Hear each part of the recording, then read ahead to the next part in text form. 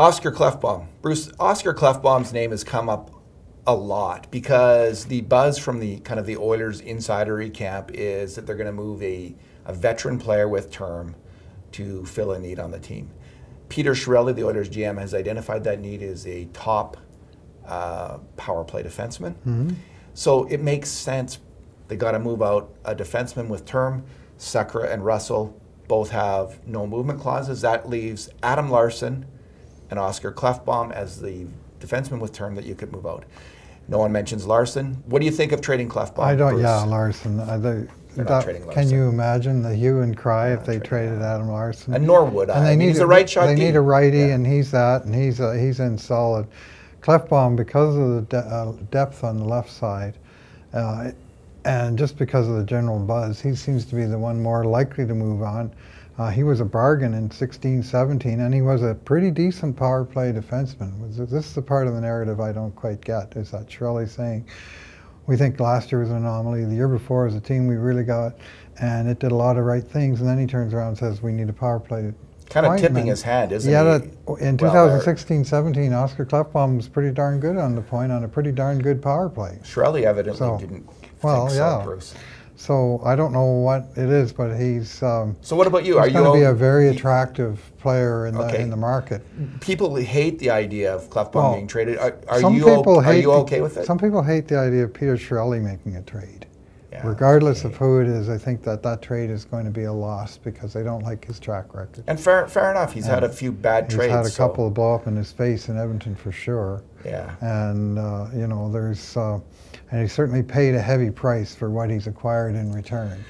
And that's the worry is, do you trade him for Klefbom for Torrey Krug? And if you bring in a 5'10", 180-pound offensive defenseman who costs more and has a shorter term on his contract, how much of an upgrade is that really?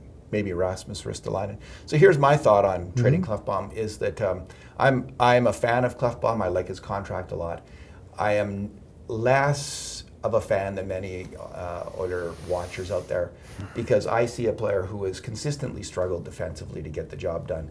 As strong a puck mover as he is, he's not been a consistently strong two-way hockey player. Oscar Klefbom was a true top pairing defenseman, and he played both well offensively and defensively.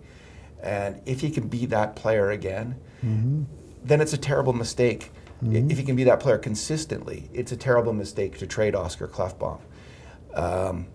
But he's never been that player consistently. Consistently has been. And he could be that player, so it's this tough thing about trading the guy. So the downside is that he has shown he can be a top pairing defenseman in the NHL. He's never done it consistently. He's got a really good contract, and if he played at a top pairing level, that would hurt to lose that player. And Shirley would never hear the end of it. So. Nope. If he moves him, he better be getting something good back in return. And I don't actually buy that they're necessarily selling that low on Oscar Klefbom. I think Chiarelli, he saw that value in Klefbom. He saw him play at that high level. Other teams did, and they will have that in mind when they make a deal with Oscar Klefbom, just how good this player could be and the value that he could bring on a contract. I see him potentially being part of a package of him and maybe even the number 10.